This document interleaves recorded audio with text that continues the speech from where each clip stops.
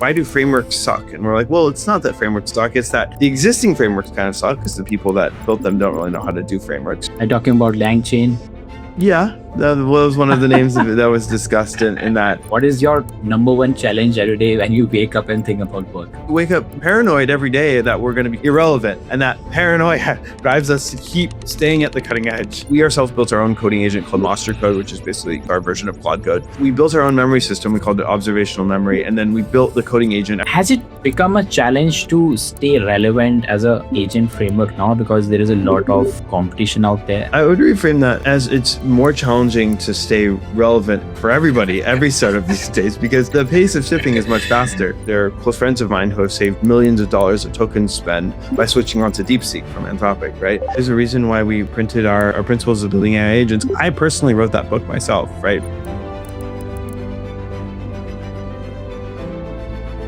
Thank you so much, Sam, for making it. I think there's a lot going on in the AI space right now, and you are almost in the middle of all the action that is happening. So I thought, why not, ask you if we should join and talk about AI and agents and the SDKs and the frameworks that are in the actual need at this point. Yeah. So would you mind introducing yourself to my audience first? I hope a lot of people already know Mastra, but I'm not sure if you have been that vocal on the internet that people already know about you as well. Yeah, so I'm Sam. I'm the founder of Mastra, the TypeScript agent framework. I'm also the author of Principles of Building AI Agents, the agent book that a lot of folks have seen as well. Awesome. So, Sam, when I was looking at your overall journey so far, one of the things that got me very familiar with your profile was when I got to know that you was behind Gatsby, because I have used Gatsby in the past, and this was very, this was like a turning point for me for this overall conversation, because I thought, why not we first talk about your journey at Gatsby, how it all got started. I know you and the other co-founder was there, so why not we start from there in your entrepreneurial journey, and then we move on to the next steps and come to Mastra. What do you think? That sounds great. So did you use Gatsby? I have. It's a framework, right? So I am not a web developer. I started as an iOS developer, but when I got introduced to web development, this was one of the frameworks that I hands on, and I still remember the name. So when I figured that, okay, Gatsby, oh yeah, I knew Gatsby. It was like that for me. Well, yeah, a lot of folks, like you, whether they were from web development or from another area of development, or maybe they were, not a developer, maybe they were a product manager. They started using Gatsby to build kind of their website. Maybe they started then using Gatsby to build the company website. I started Gatsby in the mid 2010s with Kyle Matthews. So Kyle and I, we kind of started the project, started the company, and then eventually, sold the company to Netlify. And this is over the course of several years, right? Almost a decade. I would say you spent a decade on Gatsby, right? If I may say so. Project started in 2015. Company started in 2017. Wow. Raised money. Company sold sort of like 2023. Got to a few million of revenue. It was the Jamstack times were great times. I think while you were doing Gatsby, there is a lot of similarity between what you are doing now as well, because that was also a framework in a way. Absolutely. And this is again a framework to build agents. So what gets you hooked to keep things going as a founder who has been building since 2017, I would say, officially? What's that thing? It turns out that we're really good at building open source JavaScript framework companies. Okay. Which is this incredibly niche area of things, but very valuable. What happened sort of like last time was that Gatsby just kind of like it just started as a way to kind of build a company website, and then on top of React, which was like very new at the time, right? So just rewind back to 2015, React is still very controversial. We sort of believed in it early, made a big bet that this was like the right thing, and we were like, we wanted to build tools to help other people use React, and so Gatsby actually became like a way that people got into React development, and then as kind of React, became, very popular, Gatsby was the way that people started building with React. Then maybe they built their app in React, walked into work, started building their app in React because they had experience with it, building their personal site on Gatsby. And then maybe they built their company site on Gatsby as well. Now, the interesting thing is, we sell the company. We kind of, after that, we just kind of leave. We're sort of figuring out what the next thing for us to do and we look around and we're sort of like, hey, it seems like a lot of people are trying to figure out AI and they're trying to figure out how to build agents, but they're not sure how to do it.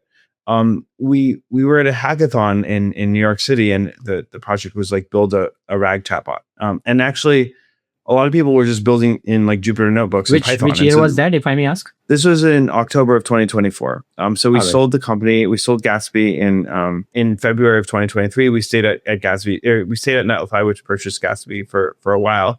And then we left and we're sort of figuring out what to do next. We tried another couple of things. They weren't really kind of working out. And then when we walked into the hackathon, we noticed we noticed something interesting. We noticed two things. So the first thing that we noticed was that most people were using Python, and we're like, why are you building, AI applications in Python? Like, I mean, it's fine, but like, you want a front end on this thing, you should probably be using, TypeScript, right? Like, if you're building something user facing. And then the second thing is that people weren't really building applications, right? They were building these notebooks, which is like a data presentation tool. It's not like something you would show to a user. But this is not what people are actually going to build. And so we're like, okay, we won that hackathon. And then after we won that hackathon, we were kind of like, okay, wait a second, guys. This seems like a legit path. Yeah, it seems like I think we're actually maybe kind of good at this. We've done it before. Like maybe we should You're being do this too again. Humble about that.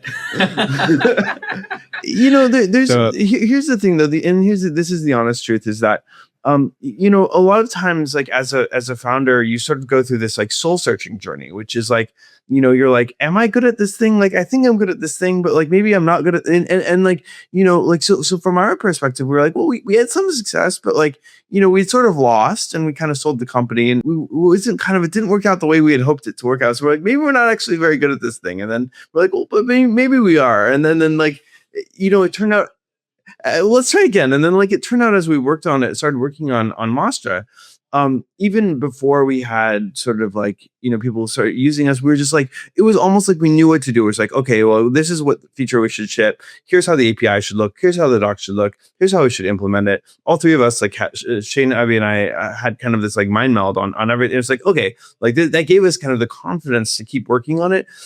Even before we saw like, hey, like this is catching on. I see. And do you see the same type of experience that you saw at the time of Gatsby with Mastra now, that people are actually shifting?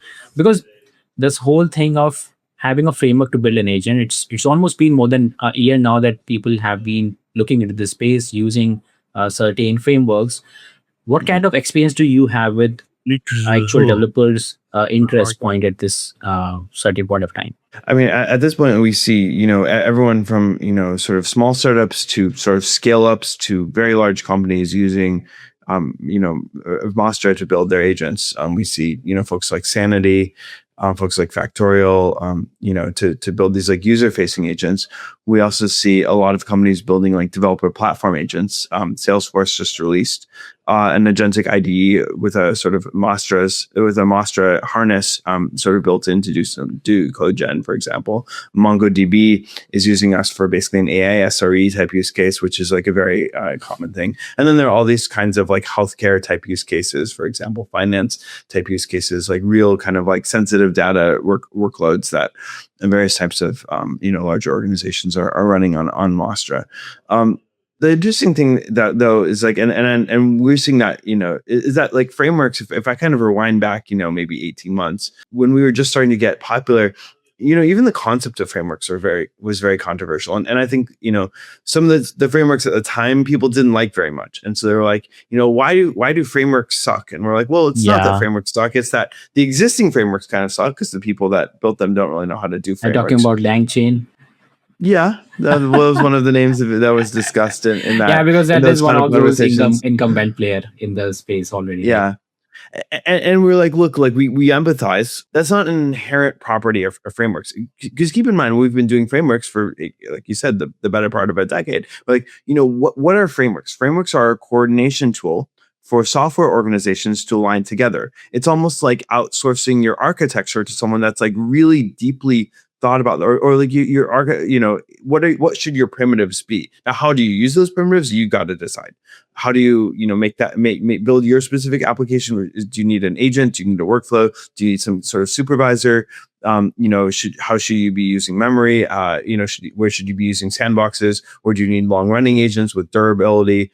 when do you, what does, when should you be using subagents? All these things, like, you've got to decide. But the core primitives of what workflows are, what agents are, how you use sandboxes, like those, you should sort of be like, letting somebody that has seen a lot of different use cases, be opinionated about that for you. And so when we saw those kind of debates going on a few months ago, we're like, no, we empathize that, like, people are having poor user experiences, but like, this has always been the case of frameworks. And if you think that, like, it's not the right thing to use a framework, that's just because you haven't found the right framework yet. That makes sense. But to be honest, Sam, I mean, there is no disregard to this, but still, I would love to know this out of curiosity, that when I started thinking of building an agent, and I think even you would also agree with this, that when you also must have thought about building an agent before Mastra, you might not have any option at hand, or probably you saw that, okay, there are some options, but you still chose to go ahead with a custom approach of building agents, right?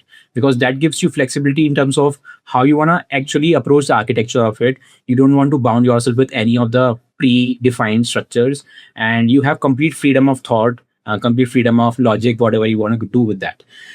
Versus going ahead with a framework, you get to access to a lot of tools at hand that you can just plug and play, right, while building the agent. What do you think makes a difference for a developer's life when they go with this custom approach versus with this structured approach where they have to choose a framework? I think, like, we think about this as like the learning journey versus the kind of the building journey. And in the learning journey, you're kind of prototyping. You're like, what do we need? What's the right form factor? What should this look like? And however you find is like the most useful to do the learning journey. Maybe use a framework to prototype or whatever. You don't need to be married to that framework, but like, you're like, I'm just gonna, or maybe you find it easier to just, roll your own stuff for the prototype and maybe mock some stuff up. Like, but then you're sort of like, okay, cool. Now I have the, cool. These are sort of, I kind of have the schema of what I need to be doing. I have a sense of, like, here are the different tools. Maybe I haven't fully implemented all the tools yet, but I have like a sense for, like, and I maybe I've like figured out the UI, I figure out, like, here are the key edge cases. And then you're like, oh, yeah, cool. Like, now you're kind of like going through from there to, like, okay, I need to, like, actually, flush this out. And then after I've flushed this out and kind of build the agent, now I need to kind of like bulletproof it. And so I think, like, again, like, you should explore however is best. But then when you're thinking about, hey, I want to build this, like, and like, sure, try 3 different frameworks, right? Like a code exploration is cheap, especially in the age of, Codex and Plot Code, right? Like try 3 different frameworks, and like try 5 different frameworks. See which ones you like better, and then, go with that, or try and maybe no framework at all is one of your options. Makes sense. I also see that all the other big players, like the companies that started off with just model, introducing model, to then having an agent in place and then introducing an SDK. For example, Claude had its own SDK. Now OpenAI has, and the other players in the coding space, coding agent space, they have been like every month or two, somebody is now releasing their own SDK for building agents, right? So what do you think, in which direction are we headed as far as building agents is concerned? Are people going to choose these companies, or they want to choose something which is open source and completely there is no black boxing at all? What kind of approach do you think the developer community is trying to prefer here? Yeah, I mean, there's defaults can be powerful, right? And so, you may, if you're, I would say that there's kind of like 3 categories of frameworks right now, if you kind of look at it. You have sort of the compute platform frameworks. And so I would say this is like AWS has its like Strands SDK, Vercel has, their set of frameworks. Cloudflare has like their set of frameworks, right? And so these are cloud providers that have, have an agent SDK of some sort or another, or multiple agent SDKs. And then you have the model providers, which you have, so OpenAI has theirs, Claude has the Claude, Anthropic has the Claude Agent SDK, and other model providers have other ones as well, right? But like, so you have the platform agent frameworks, you have the model agent frameworks, and then you have like the open agent frameworks, and that's us, and it's LangChain, and then there are a few others in that category as well. And so, typically what we say is that, like, hey, if you are sure that all you want to use is Anthropic models, go ahead, use the Claude Agent SDK. If you're sure all you want to use is OpenAI models, go ahead and use their framework, right? If you're sure you're going to run on Vercel, if you're sure you're going to run on Cloudflare, maybe like then go ahead with those options. Yeah. But like if you're like, hey, if you're not on that provider or that infrastructure provider or if you're not on that model provider, you should be very skeptical of using their framework. And then even if you are and you feel like, well, we may go with a different option in the future, because what we're increasingly see, I think, like last generation, right? And this is what's different now versus 5 to 10 years ago. It was a little bit more maybe idealistic last time around, where people are like, the power of open source, and isn't open source great? And I think like what people are like, the for better or for worse, the providers are very well aware that their agent framework can provide some level of lock-in to their platform, and they're very much, sort of self-interestedly, and I don't think it's a bad thing, but they're very self-interestedly creating these frameworks to sort of drive adoption of their platform or their model. And so you as a user should just be aware of that incentive structure and make your choice. Your architecture best, what your roadmap looks like best, what your infrastructure is most likely to look at, but be very aware that's does it also have any implications to the performance of the agent? Let's say if I want to build a coding agent today, what would be the right roadmap to go ahead with the basics? I would ask you in terms of architecting. Yeah, I think a coding agent is a great example, because like harnesses for coding agents are very tightly coupled. So you can't. There are ways of kind of hacking around, let's say, the Cloud Agent or Cloud Code or Cloud Agent SDK, and using non-entropic models, but the performance kind of degrades relative to because they've so tightly like engineered the harness for their thing. Which means if the glove is meant to fit in this hand, it means it sort of like fits in other hands like less well. Makes sense. With every passing month, I think you would also see that all these models are evolving like anything. You even see these open weight models that are coming up. Earlier, I would say 6 months back, I would not say that open weight models are doing great as far as long horizon coding task or any coding agent work is concerned. But now you can see with GLM 5.2 and Kimi K3 models, you can actually see some good results coming out, and people are loving that as well as a community. Do you think the importance of harness layer as a whole is getting a bit reduced as every other passing month? Do you see that coming? I would actually flip that. So we see the same thing you're seeing. Kimi GLM. People moving real production loads to DeepSeek. But in some sense, if let's say that there was one model provider that and like everybody used their models and nobody used any other models. In that case, like, really the models mostly what matters. You should probably use that company's harness too, right? Like, because you're only going to use there. So like, there's no real switching option. And so may as well just have like the best Apple sort of like vertically integrated thing that you can get, right? But in a world where actually like, hey, like I just saved, I have, they're close friends of mine who have saved millions of dollars of token spend by switching onto DeepSeek from Anthropic, right? In a world, and like that took them a lot of effort to engineer properly. It wasn't a simple rollout, but it was a very valuable one. In a world where you might be in that situation in 2 months or 3 months, you actually want to be you want to be very thoughtful about how you're building your harness and make sure that you actually have a transition. And like, there might be specific workloads that are better for specific parts of, and that doesn't mean that the harness, and so that there's kind of two parts. It's like, what parts of the workload am I putting on what models? And then there's kind of the overall structure in the harness, what kind of framework you're using, if you're hand rolling it, etc. What kind of, You would also see that Deep Agent was there by LangChain, and because I personally saw a lot of promotions from their side with Deep Agent as a whole concept. A lot of controversies across memory plus harness, and just the harness, light harness, and heavy harness. All these things, these were happening just 3 months back, I would believe, on X as a discussion in the tech community. But do you think memory layer as a part of harness, has that been solved already, or we're still working on that? Because as far as my experience goes with it, I don't think I can completely rely on the memory layer with an agent as long as you are actually having a say into that. Yeah. What do you think about it? I mean, I would say like there's first off two things. Like one, a common criticism of the LangChain family of technologies is that it's not often clear what path you should go on, and there are like maybe too many options. You could, so I think like that. Yeah, and like so I would say, but I would say like even kind of like pulling aside any kind of provider specific things, the the way to think about this this kind of thing in general is that like the the I mean the harness ecosystem is kind of it's evolving to be more it's evolving to be more powerful, right? And it's evolving to like more and more people are trying to build their own coding agents. We see the labs, we see a lot of larger organizations coming out with their own internal coding agents.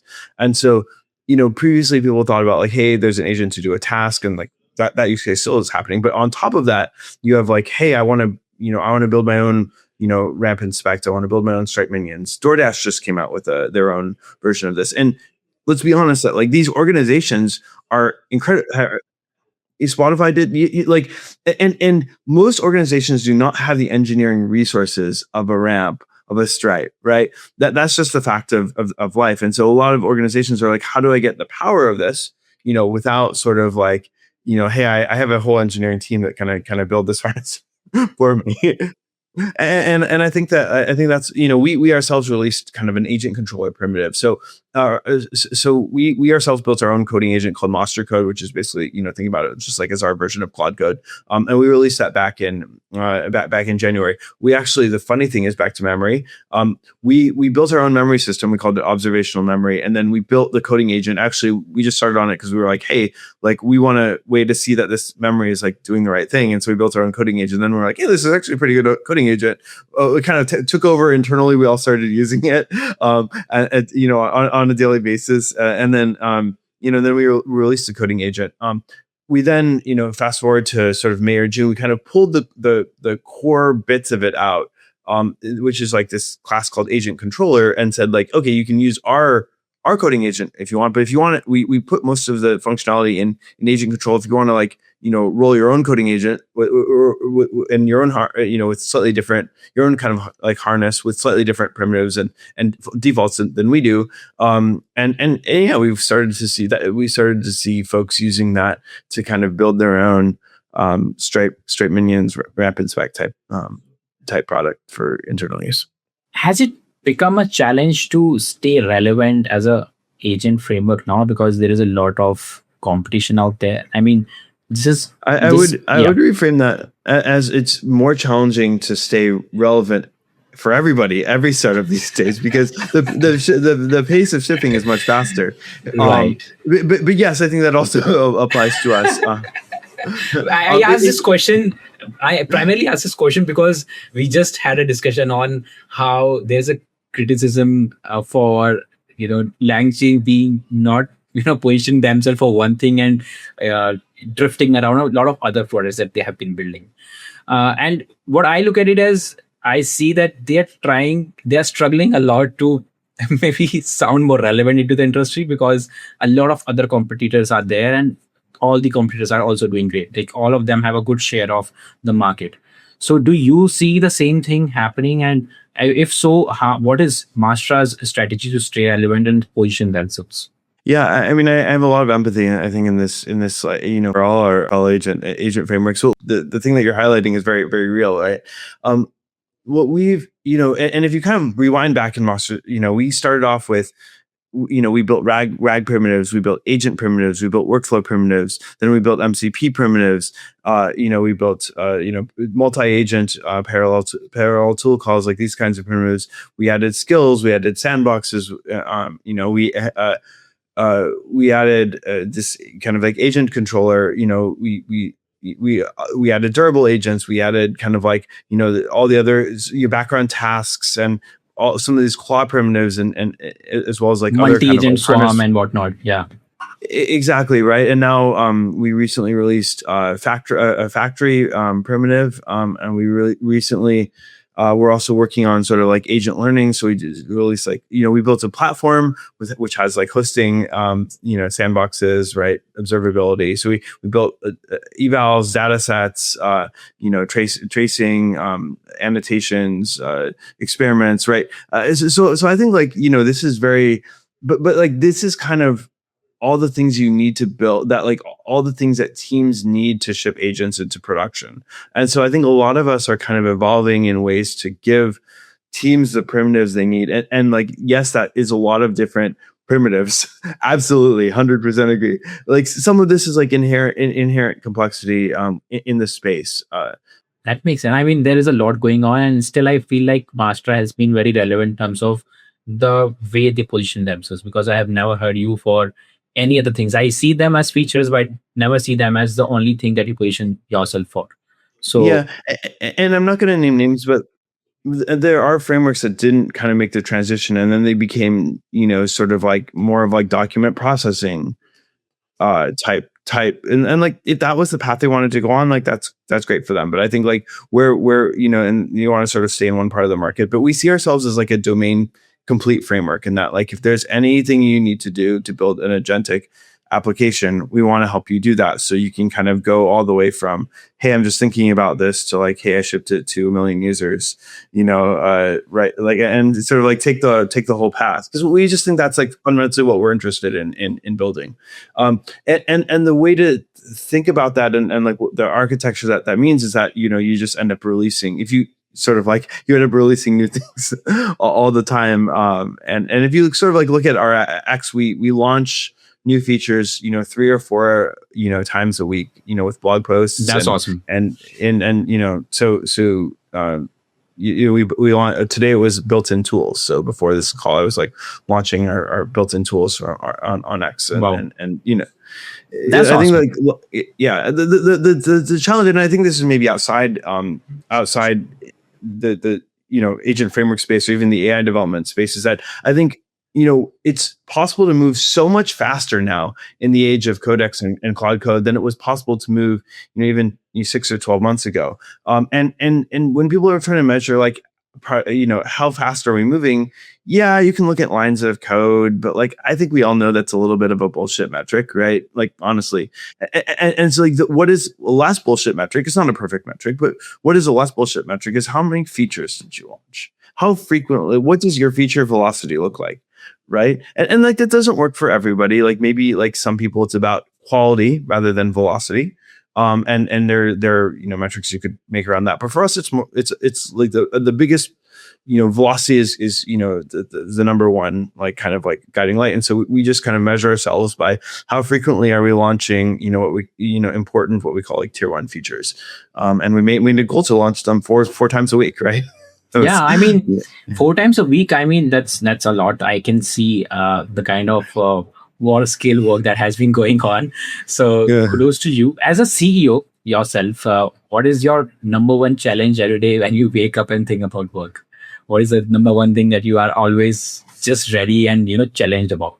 I mean, the honest, the honest sort of dynamics of the space we're in is that, yes, we did raise a Series A recently. Yes, we have $35 million of funding, but we're operating in a space, and yes, we have a great team that we worked with many of them before at Gatsby. So they're sort of like, known and trusted, and like we love working with each other. And like these things are all amazing and true and great. And we're moving really fast and things. We're also operating in a space where, the players are OpenAI and Anthropic, and then like larger cloud providers. And so like, we are very cognizant that like, and we are also operating in a world, to this point, things are changing so quickly. So we're knowing that we're like we're sort of the underdogs here, and that, speed is imperative, right? And so we just wake up every day. Yeah, it has to be. So we wake up paranoid every day that we're going to become irrelevant.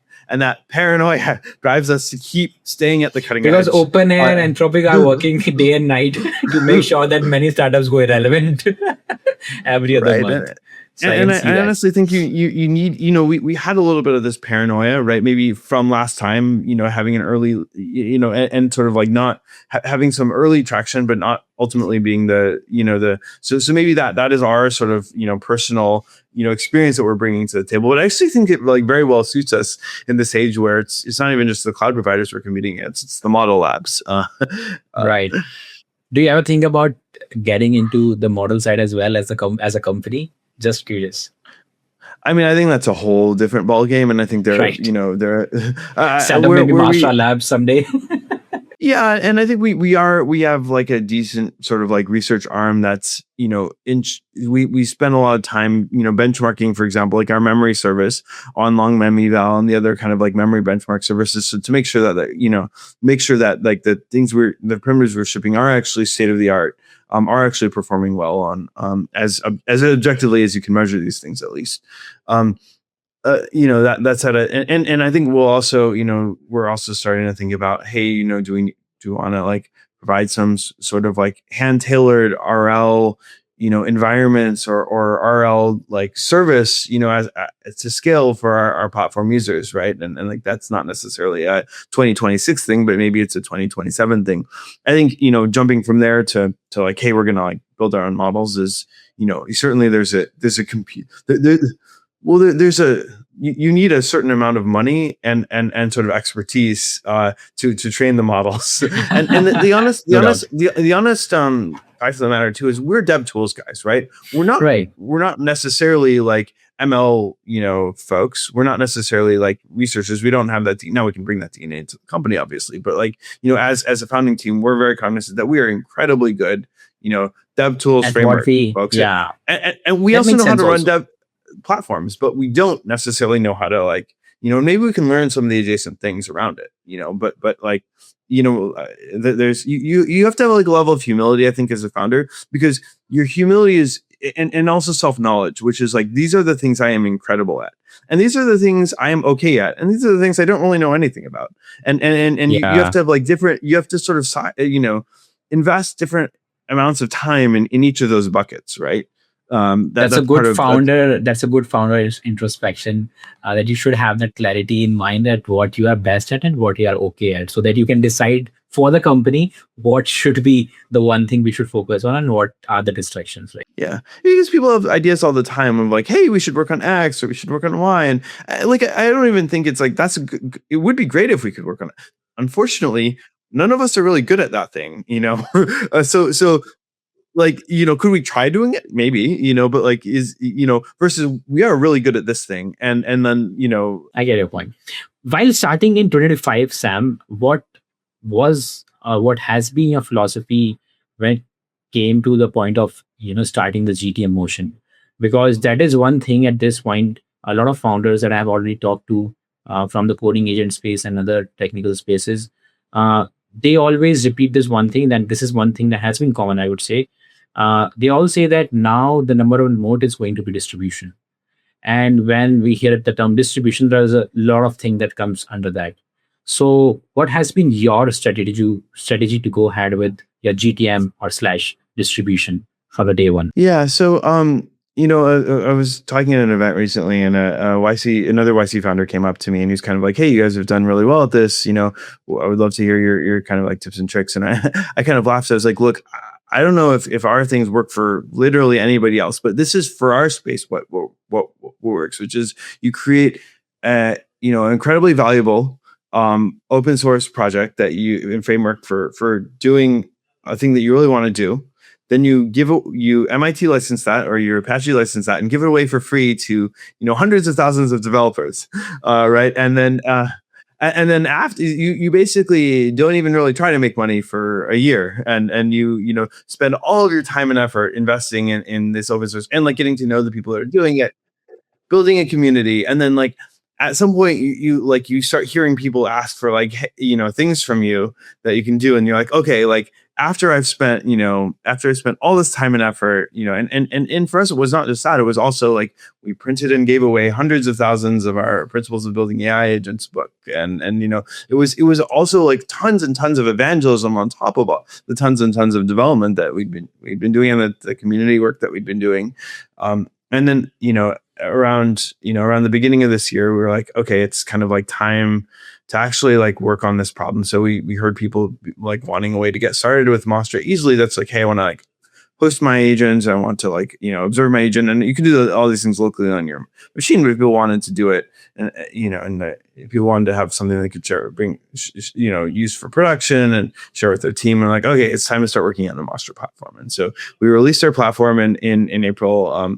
The reception has been great since then. And also like the form factor, the form factor for us, it's been really wonderful seeing the community kind of like adopt it. And we also know that like we also knew exactly what the form factor should be. Like last time, for websites, like the key thing was hosting. This time we figured like hosting would also be important because people need to deploy their agent, get it live. But really getting to production observability is in many ways the hardest problem. A lot of folks are running agents on their own infrastructure. They already have their infrastructure. Not everybody. A lot of folks are new to the game too, need new infrastructure. A lot of folks already have their infrastructure. And they need observability because looking at your data and you're looking at your traces, creating evals, creating data sets is one of the most important things you can do as you're getting your agent into production. And so we've just been hearing this a lot. And so we already had people loving the local Mastra studio that people use on their machine that comes with Mastra as a framework out of the box. And they were like, okay, cool. So we'll have a cloud version of these things. And again, like this is like a very similar version to how we did it last time. Like for example, locally, like people could have like a dev server, remotely, they can have a deploy preview. That's one of the reasons you have like these hosting platforms pop up, right? And so like we understood the form factor very well. And there's sort of like a luck or a whatever in that when you're building a very similar version of the previous company that you built, not everything, you actually have to be careful, but a lot of the lessons you can kind of, okay, well, is it time to do this? Not yet. Okay, it's time to do this. Now we're just going to do this, right? And you have to nail the timing, right? You have to have a sense for the timing, and then you have to know what's different too. But like we've been able to do a lot of the same things that we did last time again, and that's one of the reasons we've been able to kind of like move fast, because part of the sort of the enterprise adoption story is, it's very helpful to be like early, and it's even better if you can be first. Because is enterprise customer eventually the focus of all the AI startups in this era and this one? I mean, I think people have like different approaches. You could argue that also like people mean different things by enterprise. Sometimes like enterprise can just mean a very large tech company, like a public tech company, like an Uber, for example, or an Airbnb. Or you could argue enterprise is like a Fortune 500 tech company, which is a different kind of profile than like your, these tech companies. But I think like generally the dynamics of software mean that like you usually like start small, but if you're really trying to build a $10 billion company, you are going to end up, selling to larger and larger organizations over time. What types of organizations? No, that's not true for everybody. But I think it's true for most people. And I think it's especially true for infrastructure and developer tools companies. Because there's just the dynamic there that that the large organizations have the same problem as small organizations. Like a Fortune 500 company has all the has a lot of the same problems as a Series A company in terms of they like share a good subset of problems. Yeah. That's very true. Yeah, that's right. Yeah, if you're building marketing automation, that may not be true, but I think for infrastructure and developer tools, it is absolutely true. I see. Then why most of the companies that on one hand they say that they are approaching the enterprise customer, on the other hand they are trying to woo the developers that are out there on X or say on LinkedIn. What is the like workflow there? Because I see a lot of contrast in terms of the intent versus the on-ground work. Well, how do you look at this? Yeah, I mean, I think it's sort of like we approach it kind of like a layer cake approach, right? So, what you're saying on X is it's for all developers, right? And the people who are most enthusiastically on and like a lot of times you might meet someone like we'll often meet folks on X or on Discord, and it turns out they're the director of engineering for a very large organization.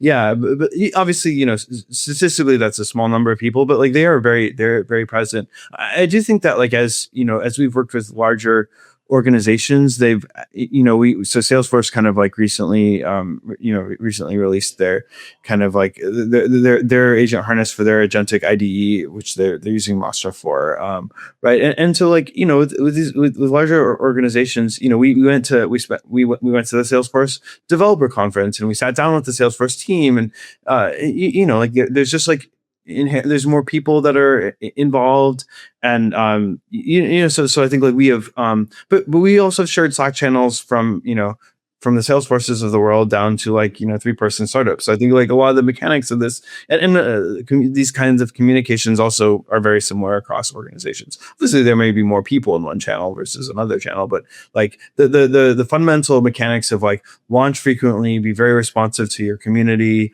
be very helpful, have like guides and use cases for all the common patterns and problems. Those work for a YC startup, and those work for a Fortune 500 company. Just yesterday, Sam, I saw that somebody posted, and this tweet was going like that had good traction. And the tweet was that developers hate marketing. Is that true, according to you? I think everyone has their own sense for like what they perceive as like cringe. And developers have a very high sense of what they perceive as kind of like cringe. And I think developers are just a very different audience than most people. So like something that is like marketed to most people won't work to developers.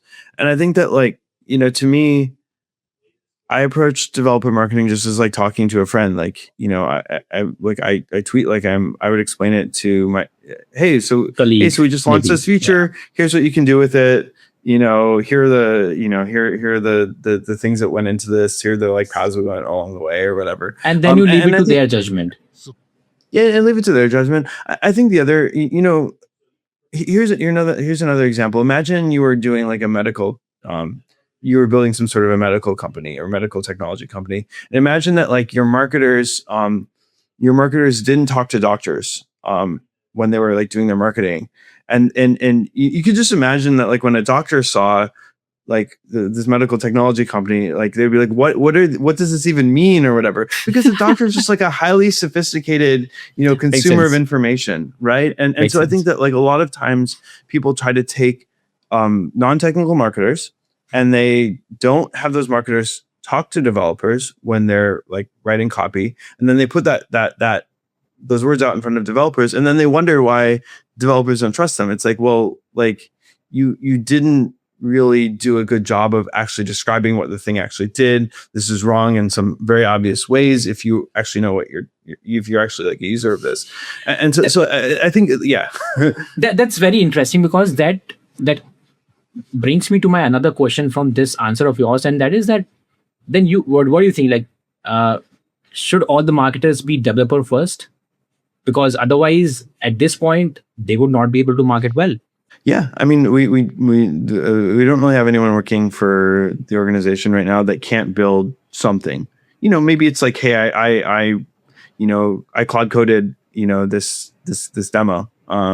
It doesn't need to mean that it's like, hey, I can necessarily ship a production application or something. But like I do think that like for one of the big lessons and mistakes we made last time was hiring, non-technical marketers. And there are a lot of reasons. Yeah. And I think that this time, you make mistakes when you're growing an organization, because as a founder, you forget that like you need to be in all the details. And so like this time what we learned is like, don't hire non-technical marketers, and be in the details and make sure that everything we're putting out like accurately is accurate and is said in a way that like I would say it to a friend. And if we're not doing that, then you should tell us, because we screwed up somewhere down the line. That makes sense. Is it something that you learned from Gatsby? Like this is the experience coming in from that foundership to this? Yeah, I mean, I think that was one of the big ways that was one of the ways we failed. Right. If you look at sort of like, if we sort of like look at where we sort of like lost our hype and next kind of like eclipsed us, I think one of the things is people didn't really feel like we were speaking to them anymore. I Now, part see. of it was that we were maybe not shipping the right features, or it took us too long to build the platform, and Vercel already had like both the But platform this and is the one framework. of the reasons that you feel like But I that think was that, like, missing. yeah, one of the reasons is that we just stopped. It wasn't like we just stopped as an organization speaking in the way to our community that we should be speaking to them. And that's a Yeah. tragedy, honestly. I mean, no offense to the marketing industry, but at this point, even I see, like, because I talk to a lot of product marketing guys and a lot of head of marketing, and I feel like the current requirement for all the dev tools companies uh, is primarily to be better at positioning as well as to be better at distribution. And when I say distribution, it's most of the like primary social media channels, X, YouTube, Reddit. Whereas these guys are trained in some other aspects which are not directly relevant to the current social media platform that are the real ground for every developer there, where they are actually living right digitally. Yeah, and I think they're meant to talk to business buyers, and they want to articulate the ROI, and they want to show why this is like a 5x return. And I think those things they're very well targeted to, maybe a CFO or someone like that. But like that's maladapted to marketing Yeah. developers, So right? the point that I was trying to make was that they are really good at making that case study for the product managers or for the CXOs. But when it comes to dealing with the developers, they miserably fail. And then they need the help, right? Do you feel the same? Have you been into some experience of such sort of things at Mastra as well? Or you have been very safe, you have been very safely playing on this from your learnings? Yeah, I mean, we ourselves, like, I mean, there's a reason why we printed our I don't have the book next to me, but like our principles of building AI agents. I personally wrote that book myself, right? Because like um and then I write all the, and like we do product launches through my personal account, so I'm writing the. Founder-led growth in a way, right? Yeah, and again, I don't even think this is us. I was at so my co-founder Abhi was demoing at the Work OS Agent Night last night in SF, and who was emceeing? Well, Michael Goodness was emceeing. He led a panel after he introduced every speaker, because he was like able to place Abhi and Mastra in context. He was able to place some of the other speakers in context. He led a panel afterwards with Swix and some other folks, right? And I think that, like, I think that founder led is a crucial element to, people can tell when something the vibes are off, feels too corporate, and I think that's often that the founder either steps away from the controls or doesn't know how to sort of tailor what the organization is doing, so it builds the right products, it talks in the right way to its community. As a CEO, how much time do you dedicate to operations versus marketing, or do you have somebody else who takes care of the operations? Like, I'm not sure about the structure, so therefore this question. Yeah, I mean, the way I think about this is that, so I spent some time in college as an editor for my school newspaper, and so I wouldn't write the stories. I would assign the stories to my writers, and then they would write the stories, and then they would come back, and I would sit with them, in the evenings, and I would edit the stories, line by line, and then, like, we would go through, and it's like, okay, this is A too thorough much, writer, this is I would wrong. say.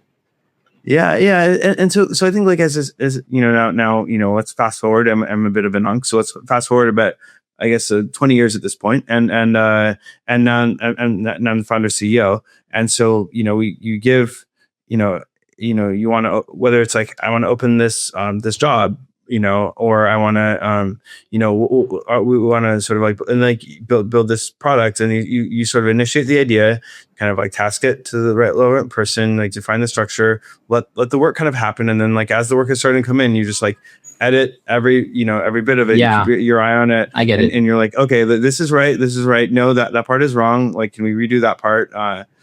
Because ultimately, I think, like people also can move faster when we do this, because people know, if you give someone an assignment and they're like, I can confidently do most of this assignment, with this part I'm really not sure about, and they know that you're going to, like, come in and like help them, get the parts right. They want to do a good job. And so if they know that you're going to come in and help them do the parts right that they're not quite sure about, or don't have the knowledge to do, or provide them the context, they're actually, like, versus like, well, what's going to take you a long time to do something? Well, it's like, it's that 20% that you're not sure about. and this thing you like iterate on it like 5 times. You're Yeah. like, try, like, but like maybe just turn in your first or second draft and like we'll go over it together. and I'm not gonna, and That's then really like cool. I mean, that's like a real leader out there who's helping out and blocking all the things for your team. that's the thing too, is like I think as a founder, I think a lot of founders abdicate responsibility because like you're kind of like, I don't know how to do this thing, so maybe if I delegate it to someone else, the problem will go away. Well, yeah, your discomfort at your lack of familiarity with the task, that went away, but the problem didn't go away. Like maybe you should have, if you don't feel like you know how to do this, you should first figure out how to do this. And then once you, or at least figure out how to evaluate this, and maybe that's like talking to other people or whatever, right? Maybe you don't have to actually have to hand do all the things, but like you should develop some amount of capability, and then you should sort of delegate it, and then you can kind of so I think that like a lot of times, like there was just almost during COVID this kind of agreement where like founders kind of were like, hey, I don't, someone else take care of this for me, and people were like, well, don't even give me any feedback. And I think the honest answer is that like if you really don't want to take other people's feedback, like a startup is not. Well, maybe there's organizations where you can like, there's a routine and there's a pattern, and like as long as you do the routine and you do the pattern, like you'll be fine. But I just don't think a startup is an organization like that, right? And so probably you should find a role for you that's not in a startup. And probably if you're in a startup, there's going to be some, and the startup is trying to like move quickly, there's going to be some challenges. Yeah.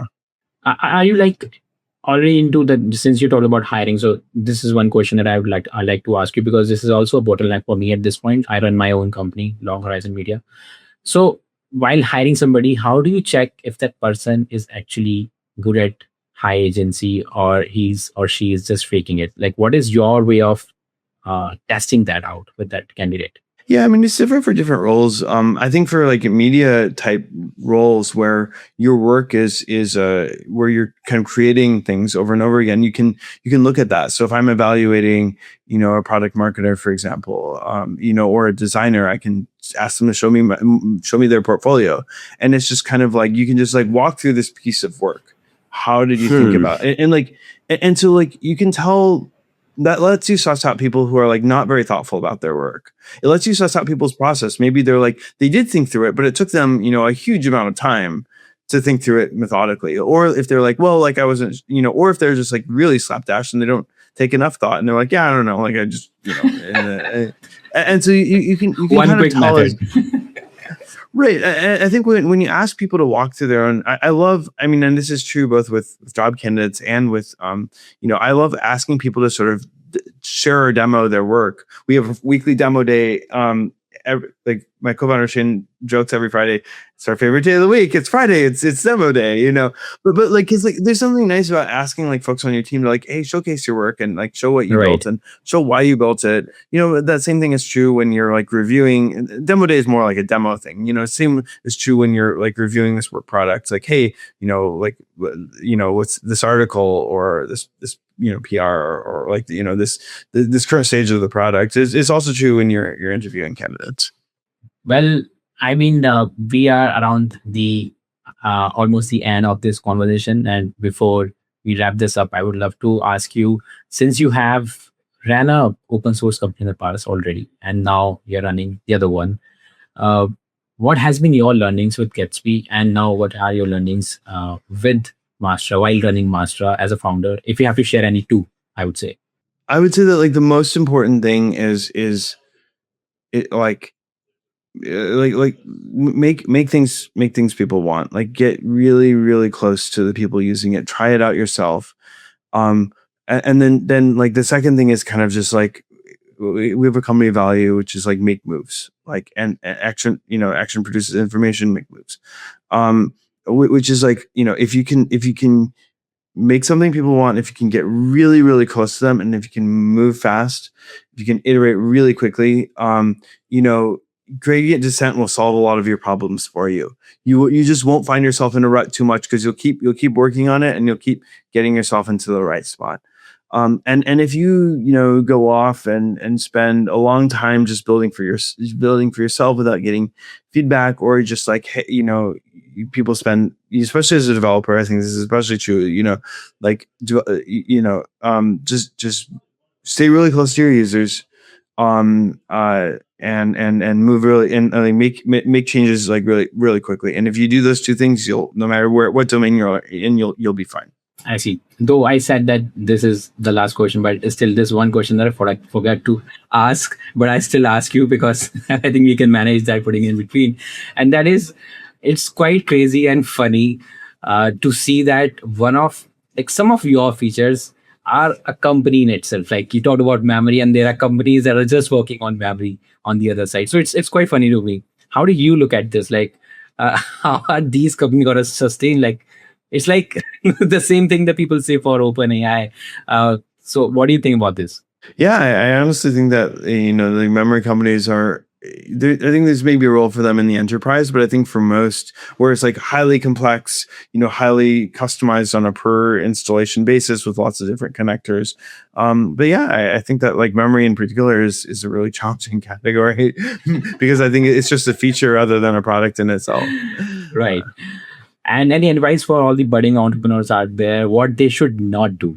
Because you have already told them what they should do based on your experience. I would love to ask what they should not do in the beginning of their journey. I think that like one of the most important things that people underrate is finding co-founders that you like and work well together with. So don't, if it's not working, is this kind of relationship advice too? Like if you really tried with your co-founder and it really just doesn't feel like it's working, don't feel like you need to stay in that relationship.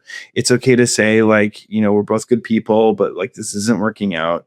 Because I think it's just really challenging when you have like a co-founder relationship that isn't working to execute really well. And if you don't execute really well, it's not going to go well. You're not going to win. And so I'd say like, don't stay too long in a relationship that isn't working. I see. That's a very intense relationship advice, I would say, because I can resonate with this. I have had such experiences. So, kudos to the advice that he just gave. Thank you so much. On that note, thank you so much, Sam, for coming to the podcast. I didn't say this out in the beginning. The name of the podcast is the West Coast Builders Podcast. So I hope you had a great time. We had a great conversation. I had one. I enjoyed it really well, and we got to learn a lot of new things from you as a founder. And the industry insights as well. We talked about a lot of things that are been happening on X. So always good to learn, always good to know fresh thoughts from great founders like yourself. And I hope you also had a great experience. Mayank, it was an absolute pleasure getting to chat with you. And for all the builders out there, if you're building agents, I hope you build with Mastra. You can start with npm create Mastra at latest and go from there. Awesome. If you can give a shout out to the channel, that would be great. We'll absolutely do that. Like and subscribe to the channel. The West Coast Builders is the best way to get your founder information. Awesome.